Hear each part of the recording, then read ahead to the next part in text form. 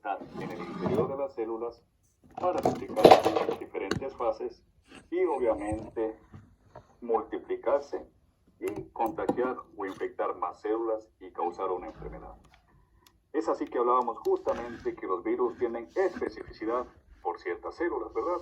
Y esto se debe justamente a que presentan receptores específicos para cada uno de ellos. Es así, por ejemplo, que habíamos hablado con ustedes que el VIH era específico para ¿cuáles? Para los linfocitos T, CD4. Y obviamente al atacar, al disminuir el trabajo de los linfocitos T, CD4, da como consecuencia, obviamente, el daño, la alteración de un sistema inmunológico de apoyo de gran importancia como son los linfocitos T, CD4 o T helper. Esto se debe específicamente a que estos linfocitos T, HT4T helper, tienen receptores específicos para ¿quiénes? Para este virus. Tienen los receptores CD4, CCR5, CX, CR4. No se preocupen, chicos, esto no lo deben saber. Simplemente deben saber justamente como conocimiento general de que sí existen receptores específicos, pero si algún rato ustedes hicieron una especialidad de inmunología o de infectología, allí sí van a necesitar conocer estos receptores. Tenemos otro tipo de virus como el Epstein-Barr virus. Recuerdan ustedes que dan enfermedades como la mononucleosis infecciosa. Estos tienen especificidad por las células beta, las únicas que originan anticuerpos. ¿Y por qué la especificidad? Porque tienen un receptor de complemento, un receptor CR2 específico para el Epstein-Barr virus. La influenza, la típica gripe común, el síndrome respiratorio que solemos tener varias veces al año, que fácilmente se contagian de unos a otros y que con medicación o sin medicación puede durar de 5 a 7 días los síntomas respiratorios.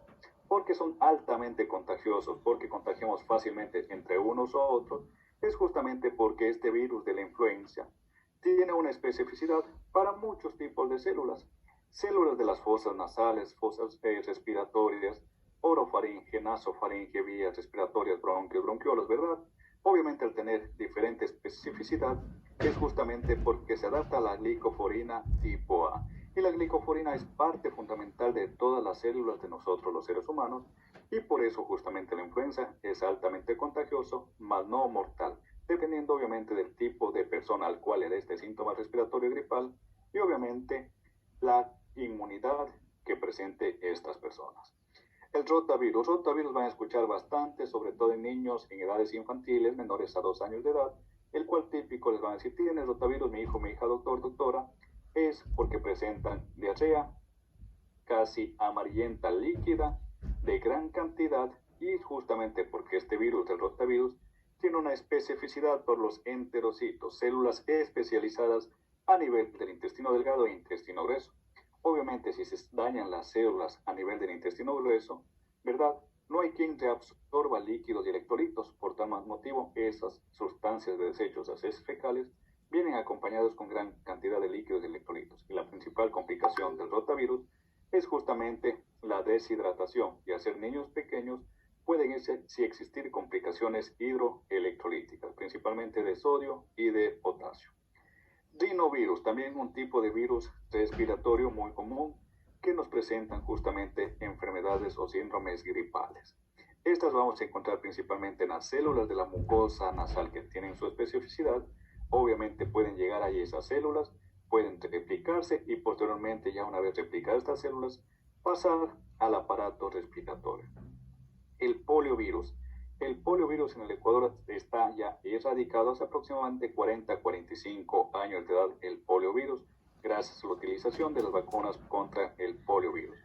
¿Cuál es el problema de este poliovirus cuando existía o se manifestaba en el Ecuador? Justamente que ingresaba por vía gastrointestinal donde se replicaba este virus. Al replicarse posteriormente viajaban a las neuronas. Como ustedes saben, las neuronas son los que comandan diferentes funciones en nuestro cuerpo. Y obviamente al dañar las neuronas no se envía el impulso eléctrico a alguna parte de nuestro cuerpo. Supongamos nos tocó lo que es el poliovirus a las neuronas que justamente nos ayudaban a controlar los movimientos de nuestra extremidad superior izquierda, ¿verdad? Recuerden, las neuronas que hacen impulsos eléctricos para mover, para rotar, flexionar, extender, cualquier tipo de movimientos. Si se dañan estas neuronas que envían los impulsos eléctricos, no se da el movimiento, ¿verdad? No se funciona esa extremidad superior izquierda. Por tal motivo, ¿qué es lo que pasa? En el ser humano, en el cuerpo humano, órgano que no se utiliza se atrofia. Por tal motivo, al dejar de mover, al dejar de hacer actividades, obviamente, ¿qué va a pasar con esos pares musculares? ¿Qué va a pasar con esa musculatura que se encuentra alrededor, por ejemplo, del cúbito y radio? No se utiliza, no se mueva, tiende a atrofiarse y da como consecuencia que esa extremidad no crezca, no sea grande, como sería normalmente el movimiento día a día, y al pasar los años tiende obviamente a tener un diámetro y una longitud menor en comparación a la extremidad no afectada. Sarampión, de igual manera, enfermedad sobre todo en edad adolescente, edad pediátrica, que se acompaña, ¿por qué? Por presentar lesiones a nivel de la cara, pecho, tórax y espalda, una enfermedad muy contagiosa que obviamente da como consecuencia porque presenta receptores para el árbol respiratorio y la piel. Por tal motivo van a ver una persona, un niño, un adolescente con afecciones respiratorias, un síndrome gripal, alza térmica, malestar general y obviamente acompañada de lesiones a nivel de la piel. Y el herpes virus, pero específicamente el herpes virus 6, tiene una especificidad para los linfocitos TCD4 con sus receptores CD46. Obviamente este herpes virus tiende a atacar a los linfocitos TCD4 y por tal motivo, al disminuir justamente la efectividad en estos linfocitos CD4, prolifera justamente su replicación y va a dar como consecuencia que el herpes virus, ¿verdad? Sobre todo el tipo C, sí disemine por todo el cuerpo, por la región genital, por a nivel de la caja torácica, siguiendo justamente pares o terminaciones nerviosas, y es justamente por eso que al disminuir la función del CD4 solo quedan quienes, los CD8 y los linfocitos B, y por tal motivo, como son los que en menor cantidad se encuentran, ¿verdad? Demoran en curarse o demora en bloquear o disminuir a este herpes virus. ¿Por qué? Porque el herpes virus atacó a los CD4. Muchas veces los signos de virus o sintomatología de virus pueden estar hasta semanas e inclusive meses hasta que se mejoren o disminuyan la sintomatología en estos pacientes. Ahora, ¿saben por qué? Porque el CD4, que es el que ayuda a todo el mundo, no está funcionando. De igual manera existen virus como por ejemplo el virus sincitial respiratorio, que tiene un periodo de vida muy corto, ¿verdad? Ustedes han visto, todos hemos tenido gripe alguna vez en alguna época de nuestra vida, con medicamentos en medicamentos, demora de 3 a 7 días, ¿verdad? Todo eso depende de nosotros. Los medicamentos que tomamos son más para combatir el malestar general, la temperatura o el dolor muscular, porque un virus, ustedes saben cómo es este virus sincitial respiratorio, tiene justamente un tiempo de vida muy corto, llega, se replica, avanza justamente a más células y hasta ahí llegó su replicación viral. Y en cambio, hay muchos virus para el ser humano que mutan fácilmente, y por más que se descubra vacuna o se inmunice a esta persona, el hecho de que muten, cambien, se diversifiquen estos virus, van a hacer que muchas vacunas puedan ser efectivas contra algo específico, pero para una próxima mutación ya no va a ser efectivo. ¿Qué es lo que pasa? Han visto que hay campañas para adultos mayores o niños contra la influenza, ¿verdad? Eso era hace unos 3, 4 años antes de la pandemia. Yo conocía personas que se vacunaban y después de 2, 3 semanas, otra vez con gripe, acudían al consultorio y decían, doctor, ¿pero por qué si me vacuné para la gripe, tengo gripe? Y justamente se les debe explicar que a lo mejor la vacuna que le inocularon, que la pusieron, fue contra un virus específico, más no con el nuevo virus, que a lo mejor es una nueva mutación o una nueva variante. ¿Cómo se da la inhibición de la replicación viral? Es justamente bloquear cualquiera de los pasos que vimos el otro día sobre la replicación viral. Desde la absorción hasta la liberación, existen ciertos mecanismos en nuestro cuerpo y existen justamente ciertos medicamentos también que pueden inhibir o bloquear esta replicación viral. Se utilizan principalmente los antivirales o antirretrovirales, el cual sirven para inhibir justamente la replicación viral, mas no para tratar a la enfermedad, como explicando, diciéndoles, va a matar el virus, no, inhibe alguna parte de la replicación viral. Obviamente estos medicamentos interfieren, como les mencionaba, en diferentes etapas de la replicación viral. Los fármacos antirretrovirales, tal como está escrito aquí, no son curativos al no erradicar la infección, pero pueden disminuir la carga viral y retrasan la depresión inmunológica. Lo que quieren hacer estos medicamentos es que no contagia a más y más células, y obviamente si las células no están contagiadas, va a ser difícilmente que presente sintomatología esta persona. Y es justamente, ya veremos más adelante, que existen ya medicamentos en la actualidad para pacientes con virus de VIH, en el cual, es verdad, tienen el VIH en muchas células, pero no quiero que se sigan replicando y no quiero que sigan contagiando a más y más células. Por tal motivo necesito que se quede estancado, por decir así, estancado este virus ya en las células que lesionó, pero no se liberen o no vayan a más y más células. Tipos de antivirales según su acción. A lo mejor todavía estos nombres de fármacos son muy desconocidos para ustedes. Ya a partir del quinto semestre ustedes ya van a comenzar a conocer lo que es farmacología, van a ver ya de estos fármacos, y esto va a ser pan de día a día ustedes desde el externado y internado y en su vida obviamente profesional como médicos, en los cuales deben utilizar estos medicamentos en dependencia del tipo de enfermedad. Y lo importante que deben rescatar de esto es justamente que deben conocer ustedes cuál es justamente su acción o dónde intervienen todos estos medicamentos. Porque muchos de nosotros los médicos sabemos que este medicamento sirve para tal cosa, pero no sabemos en dónde funciona o cómo es su efectividad. Por tal motivo, medicamentos como por ejemplo aciclovir, vanciclovir, ganciclovir, ribavivir y valganciclovir son medicamentos justamente utilizados principalmente para el herpes zóster. ¿Qué es lo que hacen estos medicamentos? Bloquean los nucleótidos y nucleósidos. ¿Recuerdan esos? Las bases nitrogenadas adenina, guanina, el grupo fosfato y el grupo glucosa. Obviamente estos medicamentos van a la parte interna, sea ARN y ADN, a dañar esta conformación, ¿verdad? Y si es que no tengo el cerebrito, lo que comanda, lo que me dice cómo replicar, obviamente ese virus no se puede replicar porque no tiene idea cómo hacerlo, porque estoy dañando la base de datos de este virus. Y es así justamente como bloqueo o interrumpo la proliferación de este virus. ¿Por qué? Porque estos medicamentos van al cerebrito, al lugar donde se da toda la formación de estos virus, bloqueo y obviamente ese virus no va a saber cómo replicarse.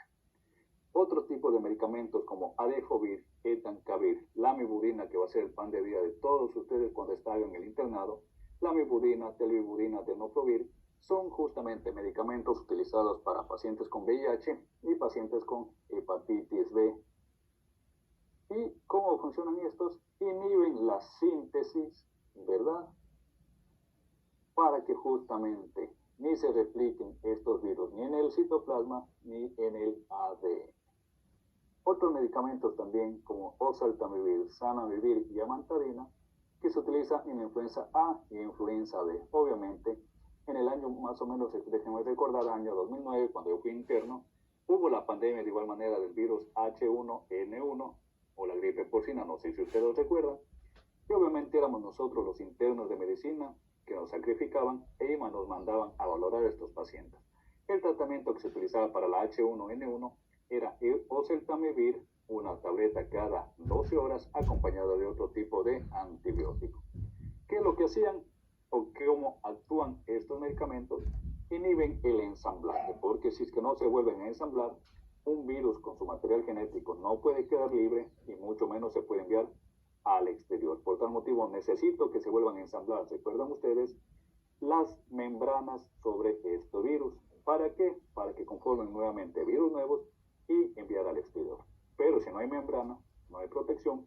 Si no hay protección, esta síntesis y replicación de todo este virus que se dio en una célula no funcionan o no pueden liberarse hacia el exterior y contagiar más y más células.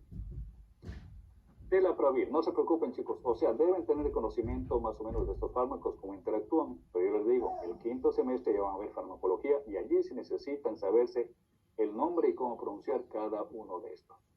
Telapravir, utilizado principalmente para el virus de la hepatitis C, inhibidor de la proteasa de lo que es el virus de la hepatitis C. ¿Recuerdan ustedes que estas membranas de estos virus están formadas por lipoproteínas, proteínas y proteasas que dan justamente la formación de esta membrana? Si bloqueo, si no dejo que se forme la membrana, si bloqueo las sustancias que conforman la membrana, no se pueden justamente ensamblar estos virus y mucho menos liberar al exterior. Desabuvir, de igual manera utilizada para el virus de la hepatitis C. Esto es en cambio inhibidor de la polimerasa del ARN. ¿Recuerden? que los que se sintetizaban a nivel de citoplasma eran virus ARN, los cuales estaban una enzima denominada ARN polimerasa, ¿verdad? Bloqueo la acción de la ARN polimerasa, por tal motivo no se sintetiza la ARN polimerasa, no se van a formar nuevas cadenas, por decir así, de lo que sería material genético con ARN polimerasa. Tenemos desclastavir, ledispavir, de igual manera utilizado por virus de la hepatitis C, nuevamente inhiben la proteína de la membrana que va a conformar la cápsula o el ensamblaje de estos nuevos virus. Obviamente, aparte de medicamentos, también tenemos que conocer cómo funciona el sistema inmunológico frente a estos virus. Aquí van a actuar ambos, tanto la inmunidad innata como la inmunidad adaptativa. Recuerdan ustedes que en la inmunidad innata estaban las células fagocitarias, macrófagos, dendritas, eosinófilos, y de igual manera estaban los NK o natural killer, ¿verdad? Que son los principalmente encargados en captar e iniciar el ataque a esos antígenos, en este caso virales. Allí empieza ya a interactuar y a tratar de que estos virus justamente no comiencen a infectar más y más células. Pero recuerden cuál era el pequeño problema del sistema inmunológico innato. Era justamente que era inespecífico, ¿verdad? No tenía especificidad y por ende muchas de las veces no lograba lo que necesitaba. Que necesitaba justamente inactivar lo que sería a estos virus. Por tal motivo, estos virus atravesaban el sistema inmunológico innato e iban a ser atacados o reconocidos por el sistema inmunológico adquirido. Pero recuerden, para eso tenían especificidad. Yo les decía, los virus adquieren el nombre en dependencia del órgano o las células que van a atacar. Es el caso del virus de la hepatitis A, B o C. Justamente su nombre adquiere porque ataca a las células hepáticas, a los hepatocitos. El virus, por ejemplo, sincitial respiratorio, ataca ¿qué? A las células del aparato respiratorio. El enterovirus o rotavirus ataca a las células entéricas de lo que serían los intestinos. Y de ahí proviene su nombre. Por eso tienen una especificidad y algo denominado estos virus patrones moleculares asociados al patógeno. Un patrón, algo que le caracteriza a ese virus y que le ayuda justamente a reconocer células específicas donde interactuar. No creo que hayan escuchado alguna vez ustedes, tiene una gripe causada por el virus de la hepatitis. No, no funciona así. Por eso tienen los patrones moleculares específicos los virus para atacar o adherirse específicamente a una célula para la cual fue ya prediseñada estos virus. A estos patrones moleculares asociados a patógenos se les conoce como PAMs, ¿sí? Y estos PAM o patrones tienen que ser reconocidos por el otro lado. ¿Cuál es el otro lado? Sean las células de nuestro cuerpo o las células, obviamente, de linfocitos T y linfocitos B. A los que están en las células se les conoce como receptores de reconocimiento de patrones. Son los que se encargan de receptar y reconocer exactamente a qué se están uniendo y los vamos a denominar PERS. El PANS es lo que tiene el virus, el PRRS es lo que tienen las células. Y las células también son formadas, ¿por qué? Por linfocitos T y linfocitos B. De igual manera existen receptores específicos como el TLR3, TLR7, TLR8, TLR9 para reconocer partículas virales específicas, ¿verdad? Y estos TLRs o receptores de linfocitos T, que son los primeros en conocer o reconocer a lo que sería intracelular, en este caso virus, son los primeros que van a ayudar a estimular a que se produzca mayor cantidad de linfocitos TCD8 o coestimulación de los linfocitos TCD4. ¿Para qué? Porque la principal función necesitamos producir interferones. ¿Qué son los interferones? Son, como su nombre dice, interfieren. ¿En qué debo interferir? Interferir a nivel de la replicación viral. Vamos nuevamente para simplificar y que entiendan los PANs.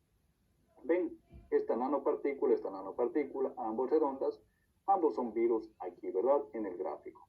Con la característica que nanopartícula de virus tiene como una especie de triángulos de color tomate en su superficie. Eso es lo que le da la especificidad y lo que se va a conocer como patrones moleculares asociados al patógeno. Estos son los patrones moleculares asociados a este patógeno, que en este caso serían los virus. Eso le va a dar especificidad para unirse a una célula específica por medio de ¿qué? De los PRRS o receptores de reconocimiento de patrones, porque deben tener especificidad. Una nanopartícula que no tiene PANS no se puede unir a un PRR específico. Todos ellos deben tener especificidad. Una nanopartícula con PAN debe unir de forma específica a los receptores de reconocimiento de patrones. ¿Para qué? Para ingresar al interior de la célula y en dependencia si este virus es ADN o ARN, se replicará o en el citoplasma o en el núcleo de esa célula. Una vez infectada esta célula, ¿verdad? Porque de ley tiene que infectarse porque los virus necesitan estar en el interior de las células, van a liberar ¿qué? Citoquinas y quimiosinas, ¿sí? ¿Qué hacen las citoquinas? Producen lisis de la célula infectada. Esta lisis, destrucción o inflamación que se da en el trato de infección por el virus a la célula, libera natural killer, los cuales producen interleucinas 2, interferones y factor necrótico tumoral. Cuando hablamos de interleucinas, imagínense ustedes que es un bracito que está adherido a una célula infectada o adherido a un antígeno. Y este bracito nos hace señas diciendo, vengan acá, me uní, me adherí a algo dañado, a algo infectado. De igual manera, por medio de estas interleucinas, producen interferones para tratar de comenzar ya a interferir en alguna parte de la replicación viral, y al mismo tiempo estas interleucinas inducen a la producción de factor necrótico tumoral, y que sea factor necrótico tumoral, captaban esas células dañadas, inflamadas, infectadas, o que estaban entrando en apoptosis para captarlas y evitar justamente que estas sustancias que están liberando sigan justamente liberándose en mayor cantidad y afecten a otras células totalmente normales, ¿sí?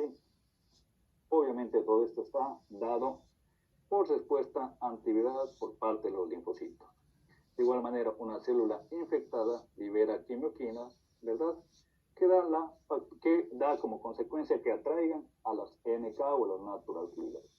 Infecta un virus a una célula cualquiera, libera sustancias histoquímicas, libera quimioquímicas y va a ser justamente para que sea el desencadenante que comience a llamar a los NK o natural killers. ¿Cuáles son los NK o natural killers? Los únicos del sistema inmunológico innato que vienen a captar y a fagocitar a estas células que en cuyo interior están virus. Preguntas que tengan hasta aquí, chicos. Algo que no les quede claro, muchas de las veces es un poquito confuso, pero es cómo funcionan y como he tratado de explicarles de la mejor manera cómo se dan la inhibición hasta aquí de la replicación viral. Algo que no les quede claro todavía.